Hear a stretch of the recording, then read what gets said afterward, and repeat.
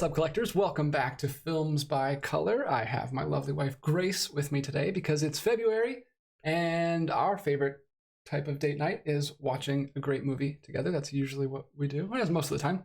So we're going to count down our top 10 Criterion date night movies that are in the Criterion Collection. We have put together a list. One list that we both agree on. And we're just going to go through from 10 to 1, and then we'll probably read off a few honorable mentions at the end. Yeah. I'm pretty sure most of the things on this list is how you got me into Criterion Collection in the first place. Yes. This was his ploy. He got me to watch some romantic and, not all no spoilers. romantic. No spoilers for the list. But yeah, so whether you have a significant other in your life or just could watch these movies just by yourself, we think they're all great movies. And we're ranking them based on how great of a date night we think it will be. We've watched all of these ourselves. We've enjoyed all of them, and this is our personal favorites. Obviously, there's going to be a lot of things we leave off this list because we only can speak on what we've seen, and there's a lot of movies in the Criterion Collection we haven't seen yet. So maybe we'll do an update on this list again down the road. Yeah, but let us right know. Now, tell us your favorites. Yeah, if they didn't make the list. Let us know in the comments which ones you would put on this list. But this is our list at this point in time. So let's go ahead and jump in with number 10. All right, number 10. We have La Piscine. It's a great movie, which we watched last year. Yeah. Last year, I think this just came out last year. La Piscine is great. La Piscine is very sensual and passionate and sexy, which is good for a date night movie. It also takes place in an extravagant villa. Beautiful landscape. In France. There's a lot of really interesting and unique interior design to look at, fashion to look at. So if your partner is into that kind of thing, that might be an in for them in this film. There's also kind nudity. Yes. Yes, there's nudity. I mean, you can tell by just the cover. It's steamy. It's good. But there's also a lot of uneasiness and tension that's built throughout the film. And it dips into a little bit of crime genre. So if one or both of you is into that, I know I'm not really into crime movies, but you are. So there's definitely a little bit of intrigue and crime. And we didn't know anything going into this. We recommend not knowing anything about it and going in as blind as you can because it was a great experience. Yeah. I quite enjoyed it. Don't look at anything. Don't even look it up at all.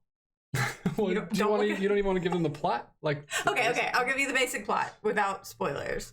So I think he's a writer and his girlfriend are like staying at one of their friends' villas in the French countryside. And at first it's just them and it's all like hot and steamy. And then her ex-boyfriend, I believe, comes and he brings his like 18-year-old daughter. So now there's like a foursome of them and they ask them to stay, which the boyfriend was not happy about because she invites her ex-boyfriend and daughter to stay. A lot of exploring infidelity and stuff like that. We enjoyed it as a date night movie. Don't know if it'll be your thing, but we highly recommend it because it was a great night. Number 9 is Diabolique. This is where we put Diabolique. I did a whole discussion video about this film with Connor, so listen to that if you haven't already. But we'll talk a little bit about here because I watched it with you the first time I watched it. This is a great movie. It's from 1955. It's directed by Henri-Georges Clouzot, and this one goes full tilt into the crime/murder mystery genre. This is a horror thriller movie, which isn't usually our thing, but that is a classic date night type of movie. Is a horror movie. So we had to include at least one on this list. And Diabolique is our favorite that we've watched. This also has 2 female protagonists, which might be a draw for, I know that's a draw for some women. Yeah, absolutely. Pass the Bechdel test for sure. So basically it's a wife and a mistress of the headmaster of like an all boys school. And he's kind of a dick. And so they basically plot together to kill him. Which that's not a spoiler. It's on the back of the movie. That's the basic premise. That's the very beginning. That's how it gets started. Yeah, but then craziness ensues. And actually, this is not my normal cup of tea at all. I mean, I like crime stories, but I don't like thriller stuff because I don't like my heart to be racing and stuff when I watch movies. But really, really enjoyed watching this one with you. Yeah, this one's great. The director of this and Alfred Hitchcock were strongly influenced by each other in the 1950s and 60s, and they were going back and forth and kind of mimicking each other's styles. So if you do like that era of Hitchcock, I think you'll really like this. Yeah, I think absolutely. this and Psycho are perfect companion pieces, and it's great. I remember the time we watched together. Very exhilarating. Like, yeah, I was continually looking over my shoulder the whole time because I was severely creeped out. So watch it at night, watch it with the lights off, and cuddle up on the couch, and it is a really great watch. So that is our number 9, Diabolique. Check it out if you haven't. It's wonderful. Number 8, we have The Philadelphia Story. This is one of my favorites of all time. Philadelphia Story is wonderful. Directed by George Cukor. We can make a whole list of just George Cukor movies. You've got Philadelphia Story, My Fair Lady, Stars Born, Holiday, etc. But not all of those are in the Criterion Collection. So we're just talking about Criterion Collection movies, and we didn't want to fill up the whole list with Cukor films. So Philadelphia Story, I think, is my favorite. My Fair Lady is great too. But look, how could you look at the cast? Just look at the cast. Yeah, we had to get a Katharine Hepburn movie in here because she is our girl. She's the queen. And not only do you get Katharine Hepburn in this, but you also get Cary Grant and Jimmy Stewart. Just like the 3 all-star icons. cast. Crazy cast in this. And they're all wonderful. Mm-hmm. Great performances all around. Yeah, so Cary Grant and Katharine Hepburn used to be married in this film. They get divorced like in the first 5 seconds of the film. And she is about to get remarried to a new guy. So Cary Grant coming in as the ex-husband who's trying to win her back. Mm-hmm. And then Jimmy Stewart, who is a reporter who's being forced to write a story on Katharine Hepburn's character. And he thinks there's nothing interesting to write about her. He thinks they're just a rich, stuck-up family. But obviously, she's a lot more interesting once he gets to know her. And there is some chemistry there as well. So it's kind of like a love triangle, but in the best possible way. Or like a love square, because she got her husband too. Neither of them are the man she's about to marry. So it's this big, crazy love quadrangle, and it's great. But I think another great theme of the film is about women being put on a pedestal and made to have to be perfect. And Katharine Hepburn kind of plays that role of like, I don't want to be idolized. I just want to be loved. And I think that that's really, really beautiful. Yeah, it is a comedy, but there's so much chemistry. There's so much great dialogue. Yeah. It's a feel-good movie, but it also is emotionally resonant, I think. I love it. It's great. One of my favorites, Philadelphia Story, is number 8. Number 7 is His Girl Friday. Yeah, you're going to see a theme of some Cary Grant movies in here. Another Cary Grant movie, 1940, directed by Howard Hawks. This one is Cary Grant and Rosalind Russell. This is just one of the absolute best scripts I've ever seen. This very fast-paced. Yeah, if you like that very fast-paced, quick dialogue. I've heard this described as an action movie where the set pieces are verbal. Oh. That's basically what it is. If you like that kind of fast-paced, back and forth, Aaron Sorkin level dialogue, that Gilmore Girls is if you're a woman, not realistic at all, and people can never speak like that, but it's so satisfying to watch in film. Then I highly recommend this. Obviously, you grew up with Gilmore Girls, so that was very appealing to you when we first watched this. She's very much like Lorelai to me. She can just always like spitfire something right back at you. But basically, it is they're exes too, just like Philadelphia Story, Cary Grant and Rosalind Russell. This is a very similar Philadelphia Story. So he is Rosalind's ex-husband, and he's trying to win her back. So there's also another like crime B story in this that continues to unravel and gets out of control. Isn't there like an escaped convict at some point? So basically what's going on is she's about to leave to get remarried, and he's like, okay, but you have to do one last story with me. And so the last story that they're doing is about a man who's being convicted of murder, and she goes and interviews him, but she doesn't really think that he is actually responsible for the murder. So this guy escapes, and I'm not going to tell you any more than that, but hilarity.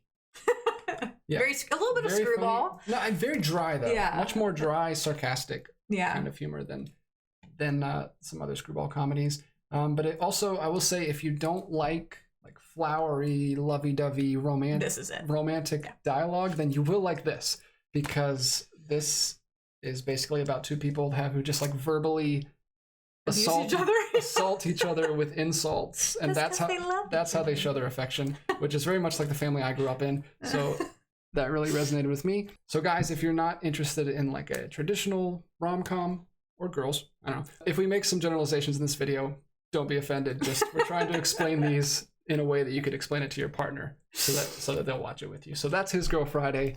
Highly, highly recommend. Right up my alley as far as the comedic sensibilities in that one. Yep. Number 6 is a wonderful movie. Just came out at the end of last year. It's Arsenic and Old Lace, a film from 1944 by the great Frank Capra, one of our favorite directors.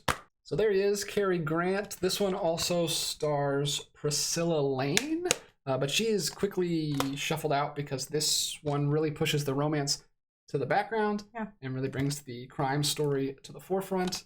This one also cranks up the comedy a lot. Oh gosh, this is definitely the most comedic role I've seen Cary Grant in. Well, I'll say it cranks up the comedy, but it still stays grounded because of Cary Grant's character. He's so great. Because he is playing against type here. Mm-hmm. He's usually like the smooth, calm, collected, which he is in the beginning.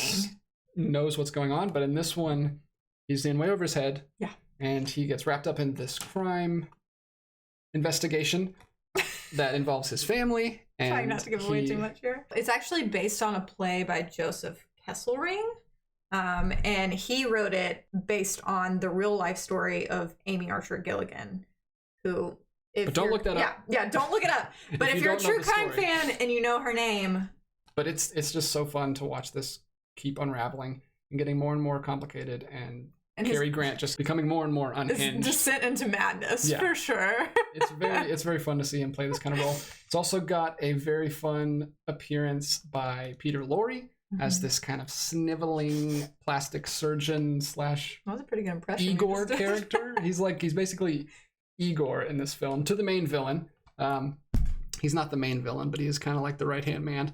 And yeah, it's just a lot of fun. We've watched this twice. The last 2 Halloweens we've watched it. 2 Halloweens ago we watched it together as a date night, and then we actually did a double date with 2 of our friends this last Halloween. And they also loved it. So. Did not disappoint again. It was still such a good time, laughing hysterically. Yeah. You'll laugh out loud. It's hilarious, but it also has an interesting look at mental illness for the time. I mean, it's not up to today's standards by any means, but even for the time, I think it was a little bit ahead of its time. And with the brother character, who, if you've seen the film, you know what we're talking about. But yeah, highly recommend it. We didn't mention it, but it actually takes place on Halloween night. That's why we watched it on Halloween. So maybe wait till October to check this one out. But you don't have to. You don't have to. Yeah. It's still a good movie, but we like to watch it every year on Halloween because it is wonderful. Frank Capra knows how to make a holiday film. He sure does. He always knocks them out of the park. So, Arsenic and Old Lace, that is our number 6. All right, number 5? This is a good one. All right, number 5. It Happened One Night. This is one of the earliest Criterion movies I think we watched together. Yeah, not it is early. It's 1934, but I just mean like one of the first ones we watched together. This is 1934. Frank Capra, another Frank Capra movie. Right in a row. Dude knows how to make movies. Starring Clark Gable and Claudette Colbert. I'm just going to go ahead and read the description on this one because it's very short. It says, a renegade reporter and crazy young heiress meet on a bus heading for New York and end up stuck together.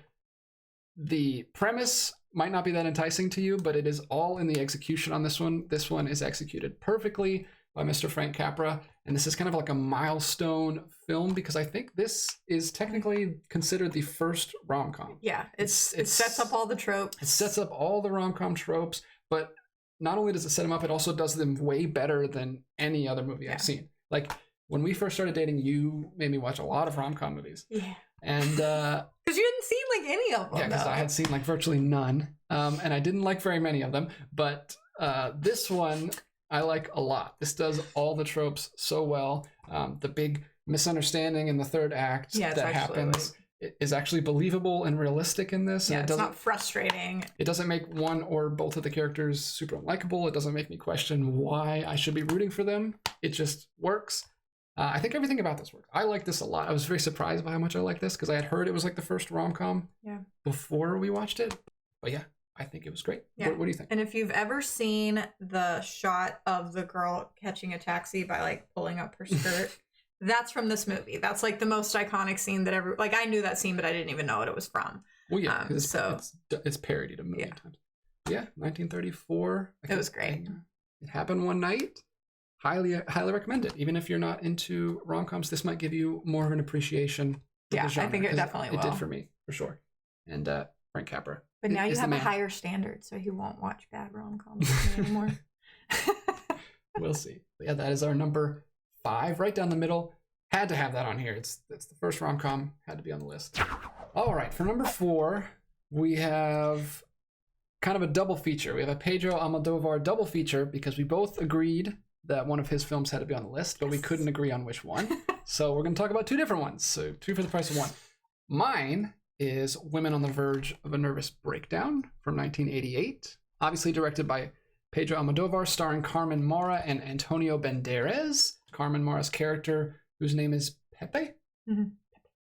Pepe, and she resolves to kill herself because her lover has left her. And it says, fortunately, she is interrupted by a deliciously chaotic series of events, which I like how that was written, so I just read it straight. But yeah, this one is bonkers. And I liked it so much. You actually picked this one out in the store. Yeah, I did. And took a chance on it. This is very much a dark comedy, very dark comedy. It's about suicide. So if you like dark comedy, I think you'll like this a lot. Also a female protagonist, which Almodovar likes to do. It's actually like a female ensemble because she meets several other women who are also going through crazy experiences. Yeah, and they also have a bone to pick with a man in their life. Also, in joining the gang, he's not a love interest, but Antonio Banderas is in this movie, and he is one of the youngest I've ever seen. Antonio Banderas. He's along for the ride, and the culmination of this, like I said, series of chaotic events just culminates in a crazy, chaotic, like, car chase. I don't want to say anything about it, but it's a great, great movie. And if you haven't seen any of Almodovar's movies, they are the most bright and colorful movies gorgeous. I've ever seen. I love how he uses the bright, vibrant colors in contrast to the dark comedy. Yeah. It's great. His films look beautiful. And I think this is my favorite of the ones I've seen. But you disagree, and you think that... That's second for me. Okay, so that's my number 4 on this list. Grace's number 4 is... My number 4 is Tie Me Up, Tie Me Down. So it was the very next year, 1989, and it actually stars Victoria Abril and Antonio Banderas. He came back the very next year to be in another one of his films. The basic plot of this one is that Victoria Abril is an ex-porn star who is now trying to make it in the world of acting. And Antonio Banderas has recently left a psych ward, and he's a little bit crazy.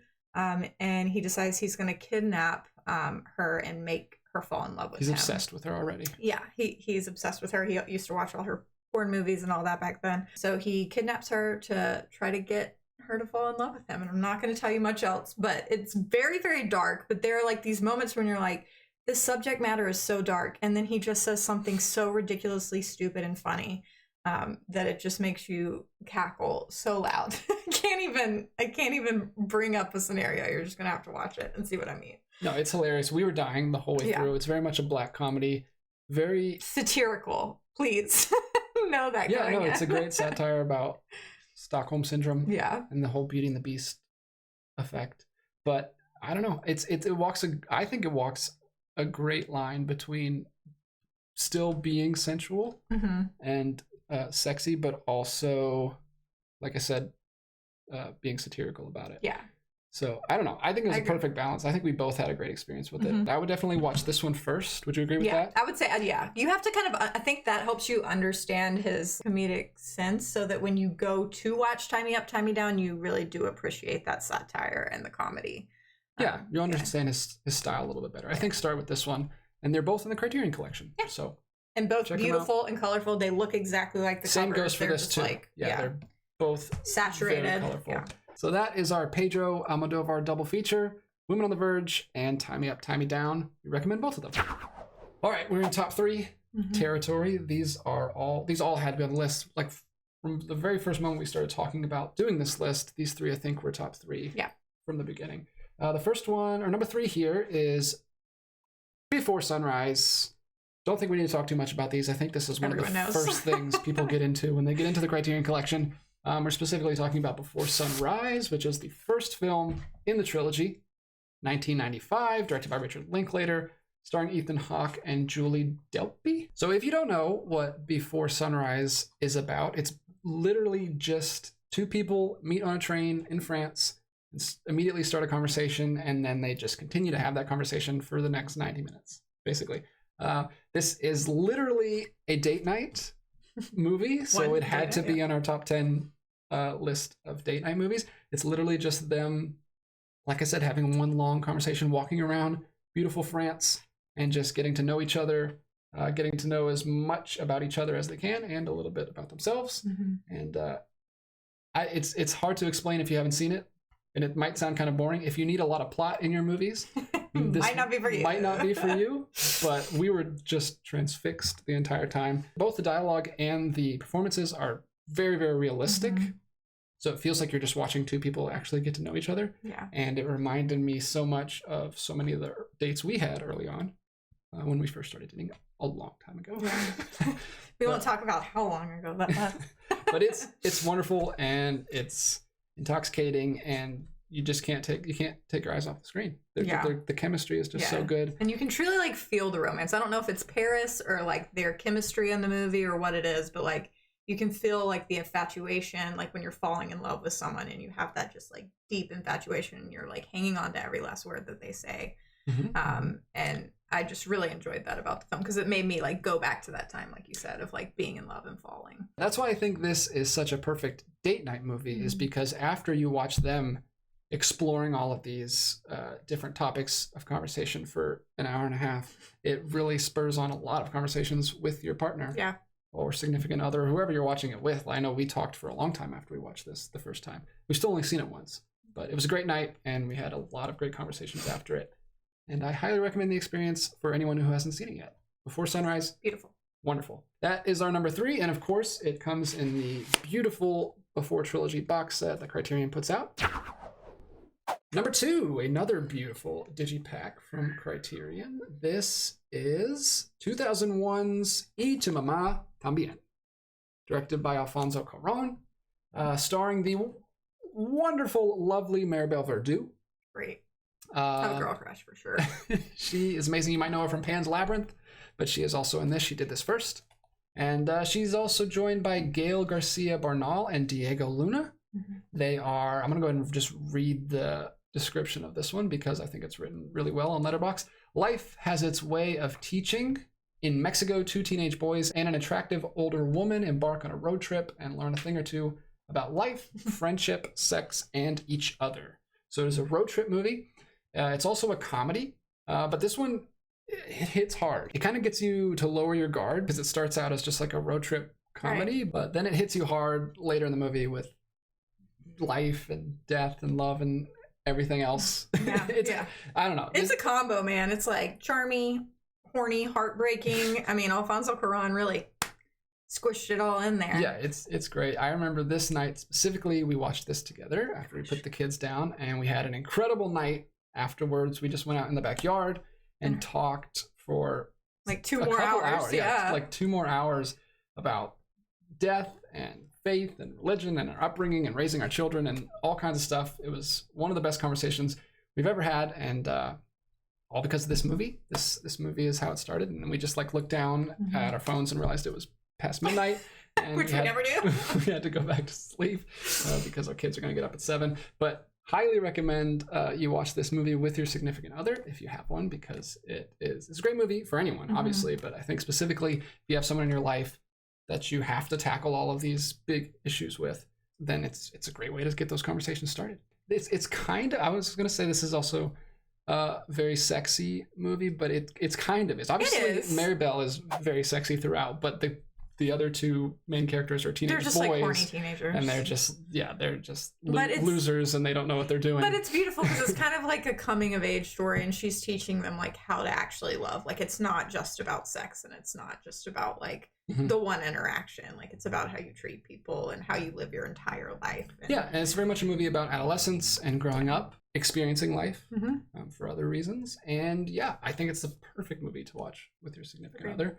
And this, I'm getting chills talking about it. And that is why it is our number 2. We should probably watch it again sometime soon. Y Tu Mamá También. Can't beat it. Well, you can't beat it with just one. One more. Because our number 1 on this list at this point in time, for me and you, is The Young Girls of Rochefort, directed by the great Jacques Demy. It's in the big Jacques Demy box set, so I've got it pulled out here. This is Young Girls. This one came out of nowhere. I had seen a couple other Jacques Demy films before I watched this, but this, I still wasn't prepared for how great and fun this was. This is a musical, quickly becoming one of our favorite musicals, I think. Is such a good time. We were not expecting to have as good a time as we did with this. This is from 1967. Stars the lovely Catherine Deneuve, and also Francois Doliac, and also a bunch of other people. Yeah. It even has a role with Bernardo from West Side Story. Yeah, well, George Chakiris, I think, isn't it? Yeah. Yeah, well, he's in this. I was talking about Gene Kelly as a whole. Oh yeah, Gene Kelly. Everyone is in this. It's about two sisters who live in Rochefort, and they're looking for love. And it's misconnections, chance encounters, serendipity. It's a better La La Land. Let's say that. Well, this is what he was. Yeah, I mean, he was definitely modeling after that, but he didn't even come close. Jeez, you're gonna get me in trouble with the comments. They don't like it when I talk bad about La La Land. I love La La Land. I love La La Land, and this is a better La La Land. Well, I didn't like La La Land, and I felt vindicated when I watched this and Umbrellas of Cherbourg, because I saw where he got all his best stuff. But even having seen Umbrellas of Cherbourg, I loved this movie. I think even more so than Umbrellas. This is definitely much more of a crowd pleaser. Yeah. Very, very satisfying movie. And I think it's pretty long. I don't know the full length. It might be like 2.5. But you don't feel it at all. But it did not feel... It quickly jumped to one of my favorite movies of all time. Like, it probably top 5. I don't have that list ingrained yet, but it's definitely up there. Yeah, we had such a great time watching this together, and I highly recommend it for anyone who wants to have just a fun night with their significant other or their partner. Or even by yourself, honestly. I love it. I think this was more fun with other people. Well, yeah. I don't know if we would have had just as much fun if we were watching it by ourselves, but it is so much fun. The singing and dancing is incredible. Yeah. It is in French, which if you don't like musicals in another language, that might be a little bit hard for you to get into, but we had no problem with it. It was wonderful. The two main leads are amazing. You were like shouting at the screen because she was such a boss. You loved her so much. She tells people off. She tells all the men off, and that says exactly what's in her head, and I just love it. Everyone is likable in this. There's not even really a villain or like. No. Yeah, it's just like you said, circumstance. But also, if you haven't seen a Jacques Demy film, just like Almodovar, the colors are gorgeous. He loves using color, and the cinematography is just incredible. It's one of the best movies I've seen in the Criterion Collection, so it had to be on our top 10 date night movies. As our number 1 watch it date night movie, we highly recommend it, but we recommend all these movies, all 10 of them. Let us know in the comments if you've seen any of these and what you think of our list, if you agree or disagree. But before we go, we're going to go ahead and mention some honorable mentions that we didn't quite make the list, but we thought about mentioning. This one is like an obvious, like, duh. This one was too obvious. Yeah, so we couldn't do it because everyone in the world has seen this movie, and it would be on everyone's list. We didn't want to give a space to this one, but it's The Princess Bride. I didn't grow up with this movie, but I've watched it recently, and it's really good. I like it a lot, but it didn't make my top 10. There's another one we watched recently. This is Bull Durham. So we talked about that on one of our recent Criterion pickup videos. Yeah, sports movie. I mentioned. And he's not a sports guy. I mentioned in that video that I'm not a sports movie, and someone in the comments was like, "You idiot! This is one of the most sensual, sexy movies of all time. Just watch it with your wife." And, so I did, not because of that comment, but we did happen to watch it, and it is great. And of course, we have to have another Katharine Hepburn and Cary Grant film. So The Holiday. That is where they met George Cukor, the director. Oh, really? They did Philadelphia Story. I did not know that. This is a great one.